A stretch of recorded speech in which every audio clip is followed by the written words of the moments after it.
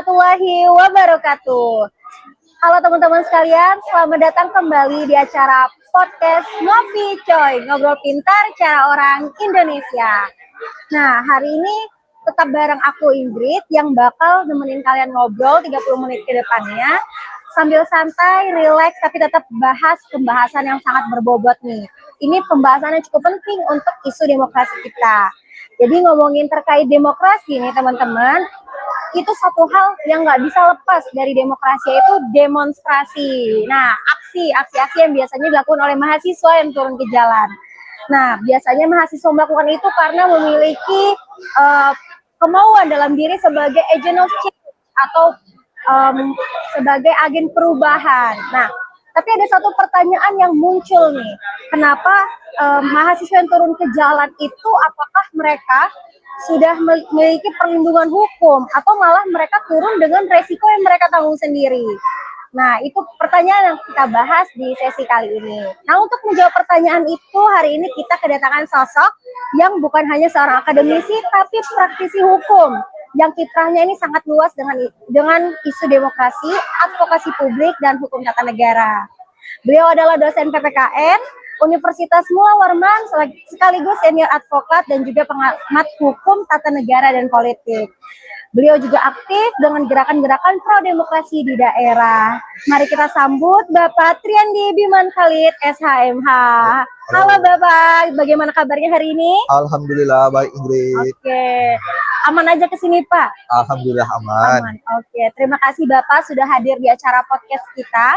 Jadi kita bakal bahas terkait isu demonstrasi nih Pak. Nah, menurut Bapak terkait isu ini, apakah memang Pak negara punya kewajiban hukum untuk melindungi negaranya ketika menyampaikan pendapat di muka umum nih Pak? Oh ya jelas, karena begini, Pak, kontestasi negara kita ini kan sudah berjalan lebih jauh, apalagi kita sudah berumur berapa kurang lebih kan Ingrid? Negara kita sudah berumur 80-an tahun kan. Jadi bahkan kita sempat mengalami masa-masa ketika kebebasan berpendapat itu susah untuk didapatkan. Maka pada pasca reformasi itu kan akhirnya perubahan Undang-Undang Dasar itu tercipta. Maka akhirnya dibuatlah suatu norma tegas pada pasal 28E dalam konstitusi kita Undang-Undang Dasar 45 mengatakan bahwa negara ini mengakui bahkan memberikan hak menyatakan pendapat itu. Dan diperkuat lagi dengan undang-undang. Jadi yaitu Undang-Undang Nomor 9 Tahun 98 yaitu tentang kebebasan berpendapat. Itu adalah secara regulasinya meyakini bahwa memang negara menginginkan agar masyarakat itu bebas dalam menyatakan pendapat. Tapi secara dalam konteks demokrasi ini adalah suatu hal yang wajar dan meski itu harus dilakukan. Kenapa? Karena memang kalau kita bicara di dalam teori perkuliahan, kita kan selalu mendengar itu, Ingrid sering dengar itu. Demokrasi itu adalah dari rakyat, oleh rakyat, dan untuk rakyat. Makanya dalam konteks ini pun juga demikian. Demokrasi itu adalah bagaimana mewujudkan kedaulatan rakyat itu sebagai kedaulatan tertinggi. Maka di pasal Undang-Undang Dasar 45 kita itu pasal 1 ayat 2 itu jelas mengatakan bahwa kedaulatan itu berada di tangan rakyat. Berubah dia. Kalau sebelum Orde Baru itu kedaulatan berada di tangan rakyat tapi dijalankan oleh MPR. Tapi kalau di pasca reformasi sudah langsung kedaulatan rakyat. Maka akhirnya kebebasan berpendapat itu dijamin, bahkan digaung-gaungkan semestinya dalam negara Republik Indonesia ini sebagai negara yang mengaku negara demokrasi. Oke, itu tadi penjelasan dari Bapak tentang perlindungan hukumnya ya Pak ya. Nah, tapi yang kita sering lihat di lapangan ini Pak, apa yang tertulis itu ternyata prakteknya kadang banyak yang nggak sesuai itu Pak. Apalagi ketika mahasiswa yang melakukan aksi, kan biasanya sering banyak tuh di teman-teman kami yang ditangkap tuh. Nah, mahasiswa ini kan sering disebut dengan agent of change atau agen perubahan atau moral force atau penjaga nilai lah ya. Nah, tapi dalam banyak aksi justru mereka menghadapi intimidasi nih Pak, entah dari aparat atau dari pihak yang di demo gitu Pak. Nah, mereka mengalami intimidasi sampai dengan potensi kriminalisasi. Nah, dalam perspektif hukum tata negara, apakah mahasiswa ini punya posisi khusus, mahasiswa ya Pak, ini atau perlindungan spesifik dibanding warga negara lainnya? Karena mereka ini yang kebanyakan melakukan demo atau semuanya setara aja sebagai warga negara. Jadi entah itu mahasiswa dan masyarakat yang melakukan demo. Dalam perspektif hukum memang tidak dikhususkan secara tegas bahwa itu mahasiswa, karena mahasiswa kan juga merupakan salah satu entitas masyarakat kan. Memang kalau kita berkaca dalam konteks kita dalam bernegara, memang mahasiswa adalah orang-orang yang paling sering melakukan atau menyuarakan pendapatnya. Tetapi dalam regulasi kita sebenarnya juga sudah diatur bahwa kebebasan berpendapat itu adalah hak, bahkan semestinya harus dilakukan oleh rakyat itu untuk berbicara tentang kebaikan-kebaikan negara. Memang dalam praktik implementasi kita masih terus berjuang ya, agar implementasi itu sesuai dengan teorinya. Maka dalam konteks ini kita sebagai masyarakat juga, apalagi kami dari akademisi, terus juga saya juga pernah jadi advokat ya, dalam tanda kutip memperjuangkan hal itu, agar teori itu tidak hanya sebatas teori saja, tapi implementasi juga harus digaungkan. Maka dalam konteks-konteks ini memang ada beberapa celah-celah, tetapi saya meyakini bahwa kalaulah memang kita bisa mengawal ini bersama, kita yakin ini bisa kita lakukan. Apalagi kesadaran hukum ini kan sudah mulai muncul. Kita meyakini ini, Ingrid, kalau kita melihat dalam perjalanan waktu, masyarakat Indonesia sudah mulai pintar ini. Dia bisa membaca, sudah mengerti, apalagi dengan adanya media sosial kan, yang cepat menyebarkan informasi kan. Tetapi sekarang adalah bagaimana kita bisa meyakinkan kepada publik bahwa kita mesti harus merawat agar masyarakat ini tidak jera dia dalam menyampaikan pendapat. Saya rasa itu. Oke, itu tadi pendapat dari Bapak soal praktek yang nggak sesuai nih dengan kenyataan hukumnya. Nah, berbicara terkait kebebasan berpendapat ini kan juga menyangkut ke kebebasan berekspresi ya Pak ya. Nah, ini bisa berekspresi di media sosial maupun berekspresi di jalan gitu. Nah, kita juga tahu beberapa pasal ini ternyata Pak sering dibilang pasal karet. Pasal karet ini dalam artian pasal yang bisa diatur sesuai dengan yang berkuasa gitu Pak. Nah, ini yang sering buat demonstran ini nih takut untuk mengekspresikan pendapat. Nah, menurut Bapak, sorry, kita minum kopi dulu ya. Oke, santai. Nah, menurut Bapak, apa yang membedakan aksi sah dengan aksi yang dianggap melanggar hukum nih Pak? Dan bagaimana demonstran, terutama mahasiswa sendiri, itu bisa memastikan bahwa mereka ini tetap berada di koridor hukum? Karena terkadang mahasiswa yang penting aksi, ikut aja, tahu-tahu habis itu ketangkep karena memang melanggar hukum. Itu seperti apa Pak? Di dalam Undang-Undang Nomor 9 Tahun 98 itu kan jelas bahwa memang ada beberapa praktek teknis lah yang mesti harus dilakukan ketika seseorang itu ingin menyuarakan aspirasinya. Memang kita walaupun diberikan hak langsung oleh Undang-Undang Dasar 45, tidak serta-merta kita langsung berbuat saja kan, langsung melakukan demonstrasi. Tentu ada langkah-langkah.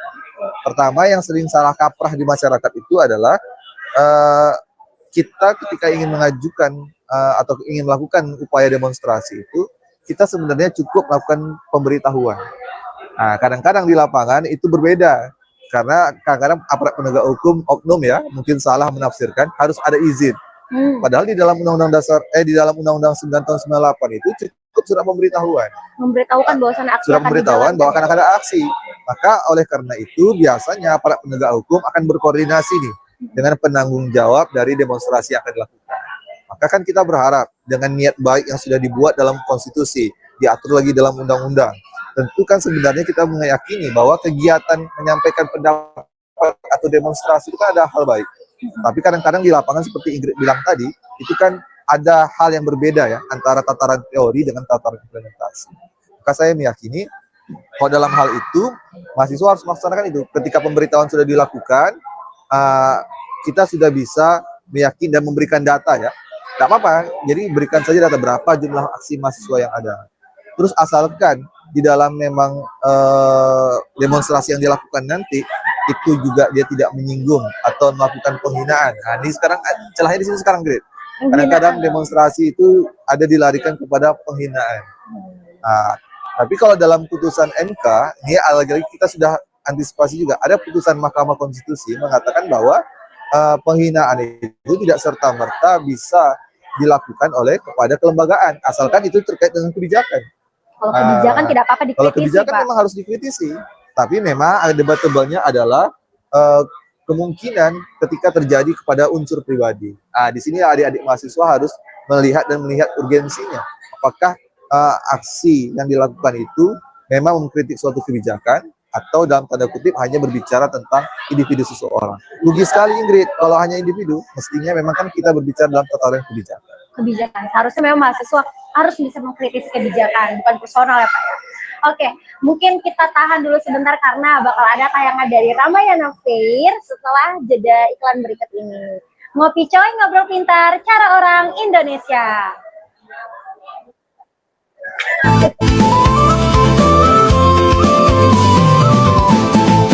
Kota baru gunungnya Bamega, Bamega ombak menempur di Salakara, ombak menempur di Salakara. Ayo datang ke Ramayana Fair, Samarinda ramai, hiburannya cair, game seru makanan gratis masuk, suasana lokal. Oke, kita lanjut ke tadi kan bahas terkait teori nih ya Pak ya. Nah, biar teman-teman lebih paham, teman-teman yang bakal turun ke jalan atau misalnya calon mahasiswa nih, biasanya pas masih siswa nih cuma ngeliatin aja, tapi pas sudah jadi mahasiswa jiwa demonstrannya menggebu-gebu nih, tiba-tiba pengen ikut aksi aja terus. Nah, biar kalian punya bekal sebelum turun ke jalan. Nah, saya mau nanya apa yang harus dilakukan oleh demonstran jika mereka ini mengalami tindakan represif, entah dari aparat atau dari penegak hukum lainnya. Nah, mulai dari ditangkap atau dibubarkan atau sampai kena tuduhan meresahkan tuh Pak. Nah, jadi langkah hukum apa yang sebaiknya dilakukan oleh mahasiswa jika berada di kondisi seperti itu? Yang pertama sebelum ke tataran itu ya, ketika kita turun ke jalan itu, pastikan bahwa gerakan mahasiswa itu gerakan yang terstruktur. Jadi mahasiswa juga harus cerdas juga kan dalam memilih gerakan demonstrasi. Biasanya kalau mahasiswa di kampus, dia tidak ujuk-ujuk langsung demonstrasi itu. Mereka akan melakukan yang namanya konsolidasi. Istilahnya mematangkan isu, mengetahui bahwa ini adalah kebijakan apa yang akan dikritisi. Karena memang kita lihat realitasnya di lapangan, banyak juga masyarakat yang tidak tahu kan, ada beberapa oknum ya yang melakukan demonstrasi tapi tidak tahu. Maka mahasiswa harus mengingat betul bagaimana konsolidasi dari gerakan mahasiswa itu. Karena dari awal kita mesti harus membentengi diri dulu. Ada namanya preventif, pencegahan terkait agar tindak laku yang ditanyakan Ingrid itu tidak terjadi. Maka harus ada kekompakan ya, koordinasi yang baik antara satu mahasiswa dengan mahasiswa lainnya. Biasanya kan dari dipimpin oleh ketua-ketua kelembagaan. Oleh jenderal. Ada korlap ya kan. Itu memang tipis ya MC kita ini ya. Sedikit, Pak. Habis itu setelah itu kita juga harus memahami. Biasanya dalam teknik aksi, kalau saya biasanya jadi materi di gerakan mahasiswa itu, kami mengajarkan ada namanya manajemen aksi. Manajemen aksi. Nah ini yang kayaknya kita kulik dan kita bedah nih Pak. Manajemen aksi itu seperti apa sih? Manajemen aksi itulah bagaimana cara untuk menggerakkan massa tetapi tidak terjebak di dalam ranah-ranah hukum. Jadi maka targetan kita kan adalah bagaimana pendapat itu tersampaikan dengan baik. Tapi juga tidak bisa diserang dari luar bahwa itu seperti aksi massa yang ditunggangi. Maka perlu ada manajemen aksi agar suara-suara kita itu didengar dan dimengerti oleh para pejabat pembuat kebijakan sehingga bisa dilaksanakan atau direalisasikan. Misalkan mungkin kalau misalkan kadang-kadang kan di aksi itu mungkin Ingrid lebih tahu kan terjadi gesekan antara mahasiswa dengan mungkin pihak pengamanan. Memang pihak pengamanan itu adalah sahabat kita juga. Maka saya selalu mengatakan jangan mau dibenturkan antara mahasiswa dengan pihak pengamanan Pak Polisi atau Pak Satpol PP atau siapapun itu. Karena itu adalah sama-sama sahabat lapangan kok kami katakan, sahabat lapangan aksi. Sama-sama warga negara ya Pak ya? Warga negara yang bertugas sesuai dengan keinginan kemampuannya kan dalam melaksanakan tugas. Maka biasanya kita mengatur antara jarak laki-laki dan perempuan. Terus juga kita mengatur bagaimana barisan itu agar tidak mudah disusupi. Karena yang ditakutkan dalam masa aksi demonstrasi itu adalah provokasi-provokasi dari pihak-pihak yang tidak bertanggung jawab. Maka mahasiswa harus memahami titik aksi itu. Jadi bukan berarti ketika mahasiswa turun ke jalan itu lepas gitu saja. Langsung main marah-marah aja enggak? Main marah-marah enggak. Tetapi dia sudah ada tugas-tugas dan kemampuan yang ditugaskan ketika konsolidasi sebelumnya. Namun ketika tadi pertanyaannya, ketika sudah terjadi nih, mungkin ada loss atau yang lain sebagainya, ada beberapa hal yang bisa dilakukan. Pertama, ya tentu harus memegang nomor-nomor senior-seniornya kan, karena memang dia penanggung jawab di lapangan. Terus yang kedua, sebelum aksi, para mahasiswa boleh memberikan atau berkoordinasi dengan bantuan hukum. LBH ya Pak LBH ya? boleh, terus juga atau pihak kampus kan juga punya LBH ya kan, atau apapun yang dimana mendukung gerakan-gerakan mahasiswa itu, sehingga ketika terjadi sesuatu hal, koordinasi dan komunikasi sudah terjalin kan, tidak memulai lagi dari awal. Nah, maka itu penting untuk dilakukan. Yang ketiga, kalaulah kita memang ada terjadi penangkapan, tanya berita acara misalkan, itu juga penting agar kita mengetahui kita ditangkapnya kenapa. Karena banyak nanti pasal-pasal penangkapan ini yang saya katakan di awal tadi bias kan, perspektif pengertiannya. Misalkan tadi ada antara penghinaan dan kritik, ini kan ada tipis-tipis saja nih kan di mata hukum sekarang ini kan. Tetapi kalau kita bisa menjelaskan kebijakan kita ini dengan baik, saya meyakini itu tidak tipis-tipis juga, tapi makanya harus ada koordinasi dan komunikasi. Terus selanjutnya ada juga beberapa hal. Kalau mungkin ditindak memang aparat penegak hukumnya nih, yang agak bebal ini, bisa polisi kan juga membuka ada namanya propam misalnya kan, untuk melaporkan oknum polisi mungkin yang tidak kredibel lah dalam menjalankan tugasnya. Jadi kita juga punya haknya itu. Yang penting adalah bagaimana komunikasi itu terjalin dengan baik antara satu masa aksi dengan masa lainnya. Maka kalau Ingrid selalu dengar kan, ketika orang bertanya berapa jumlah aksi massa, jawabannya berapa? Kita semua satu. Nah, satu. Itu adalah filosofisnya. Kenapa aksi massa itu dikatakan satu? Di satu satuan tubuh ada satu orang yang terluka, kita juga merasakan terluka. Oh, itu jadi filosofinya ya? Iya. Saya rasa itu. Oke, keren banget. Jadi Pak Triandi tadi memberitahukan kita bagaimana sih kondisi real yang terjadi pada saat aksi. Dan memang tidak menutup kemungkinan walaupun kita sudah menyusun aksi dengan begitu rapih gitu ya Pak ya. Kita udah siap nih, Jenlab, Korlap, dan lain sebagainya, perangkat medis. Tapi tetap aja ada tuh orang-orang di dalamnya menyusup. Terus habis itu ngelempar batu, ngelempar bom, atau ngelempar apa yang membuat masa aksi itu akhirnya buyar. Nah, kalau sudah kondisi seperti itu, apa hal yang harus dilakukan itu Pak? Sebagai mahasiswa yang bijak. Ya, mestinya kan kita menghindari dalam setiap demonstrasi itu, ya kita harus menghindari pengerusakan. Memang di dalam Undang-Undang Nomor 9 Tahun 98 itu kan juga menyatakan bahwa ada beberapa hal yang tidak boleh dilakukan oleh mahasiswa. Salah satunya adalah pengerusakan fasilitas. Terus juga melakukan kekerasan terhadap pihak pengamanan. Oh iya benar. Terus juga membawa senjata tajam. Betul, tidak boleh bawa batu dan lain sebagainya ya. Tidak boleh. Karena kan memang tujuannya adalah menyampaikan kebijakan kan. Nah, maka itu semestinya harus digarisbawahi sih dari mahasiswa ketika untuk menyampaikan pendapatnya. Tapi kalau memang itu terjadi juga, misalkan itu ada hal teknis yang tidak bisa kita tidak bisa dihindari, makanya ada beberapa wadah kan, yaitu misalkan tadi propam, atau juga mungkin bisa ke ombudsman juga terkait tentang administrasinya.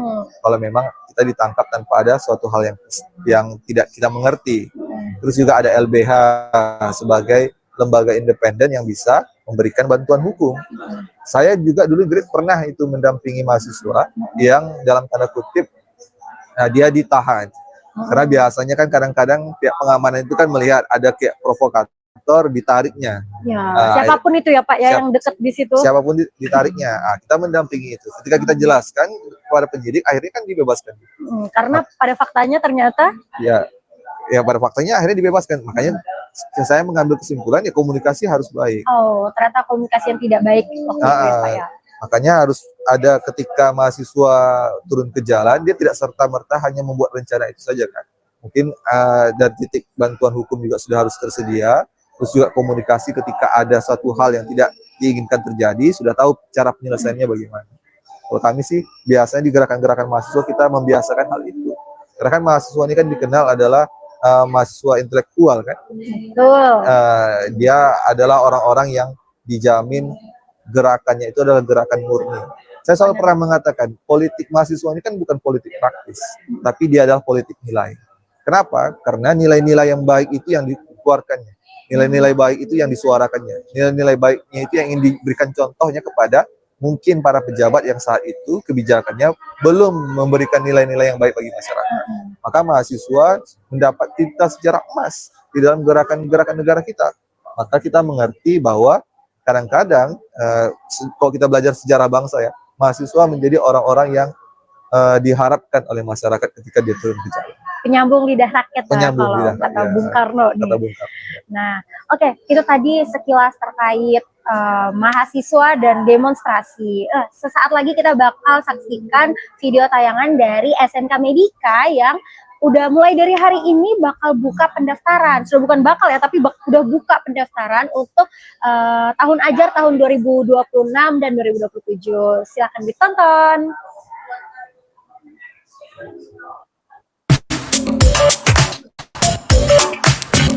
Nah, habis ini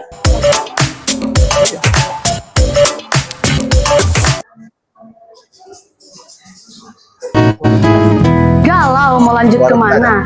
Bingung cari sekolah yang gue banget. Stop drama. Di sini kita memang beda, siap punya skill yang nyata. Yuk lihat kenapa Medika itu spektakuler.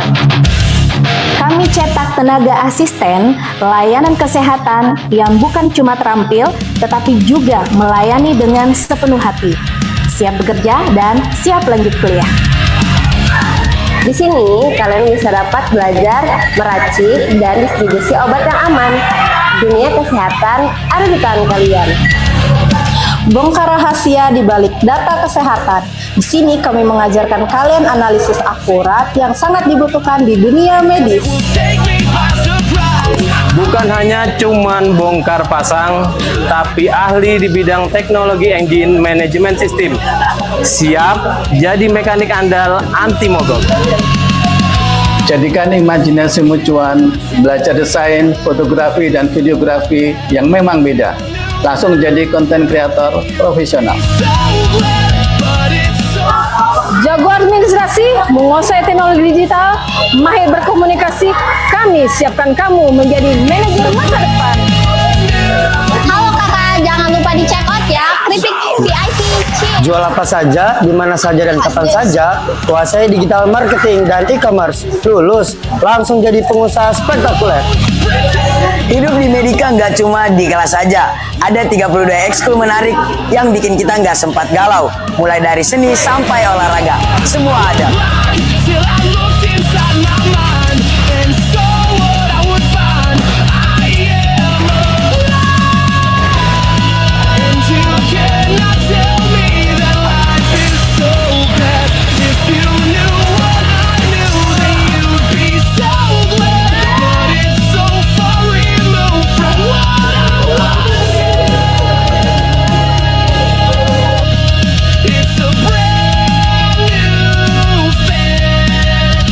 Kami tahu skill tanpa karakter itu nol. Di Medika, kami bangun fondasi berkarakter yang kuat, seimbang antara ilmu dan iman.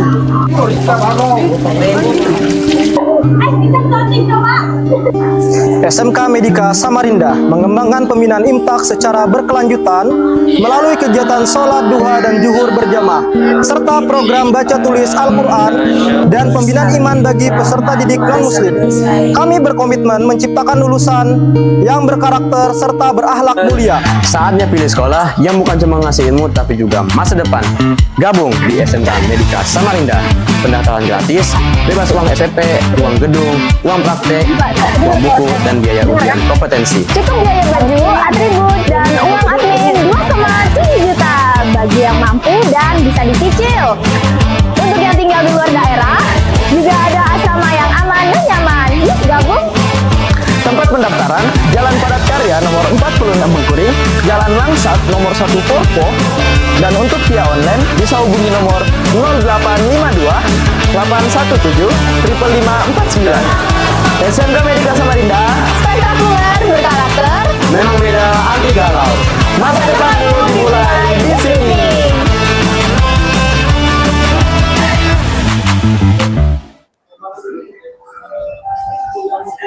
Oke, balik lagi di acara podcast Ngopi Coy. Jadi teman-teman sekalian yang mau masuk ke SMK, bingung nih mau SMK mana?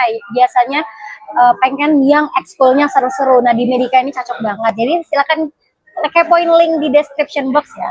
Oke, kita lanjut ke segmen berikutnya, yaitu closing statement nih Pak. Setelah kita ngobrol panjang terkait mahasiswa dan aksi, kira-kira apa harapan Bapak ke depannya dan pesan deh untuk mahasiswa ataupun calon mahasiswa nih bagi adik-adik yang baru lulus sekolah. Oke, mungkin saya simpulkan dulu tadi ya, bahwa kan kita yakini bahwa tadi mahasiswa itu tidak hanya sebagai agent of control, jadi dia juga sebagai agent of change, juga sebagai iron stock. Saya pernah ingat dan selalu biasa disampaikan ya ketika masa aksi itu terjadi, ada namanya sumpah mahasiswa. Sumpah mahasiswa bener. Sumpah mahasiswa itu pernah menyampaikan jika ada 1000 orang katanya kan yang menyampaikan kebenaran, maka pastikan saya salah satunya. Jika ada 100 orang yang menyampaikan kebenaran, maka pastikan saya juga salah satunya. Jika hanya 10 orang, maka saya pastikan saya salah satunya. Tapi jika hanya ada 1 orang, maka pastikan, maka saksikan, maka pastikan dan saksikan sayalah orangnya. Itu sakral banget ya semua mahasiswa tuh. Itu kalau diucapkan dalam demonstrasi itu begitu merinding kita, Ingrid. Kenapa? Karena kita seperti memegang betul integritas.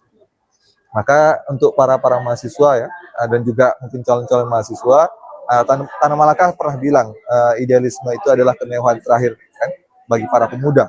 Karena memang idealisme itu adalah cikal bakal bagaimana seseorang mencintai negeri.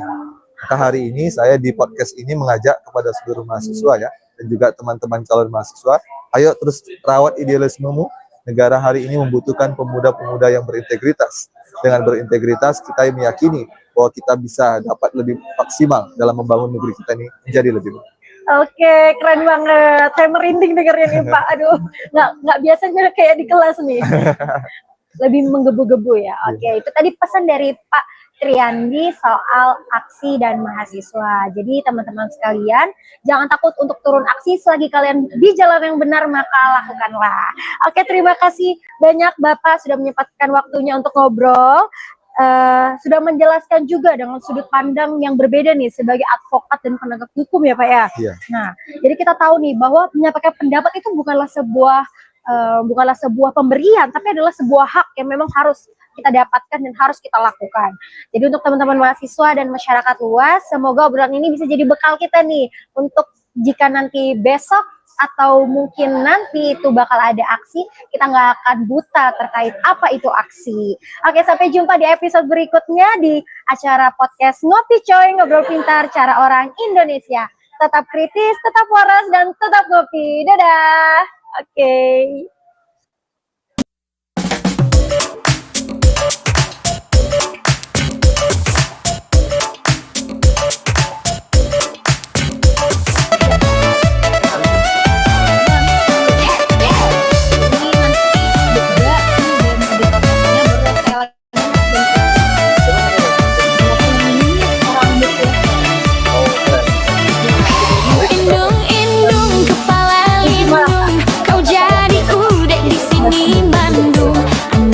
Siapa pakai kerudung, mata melirik kaki kesandung. Anak siapa pakai kerudung.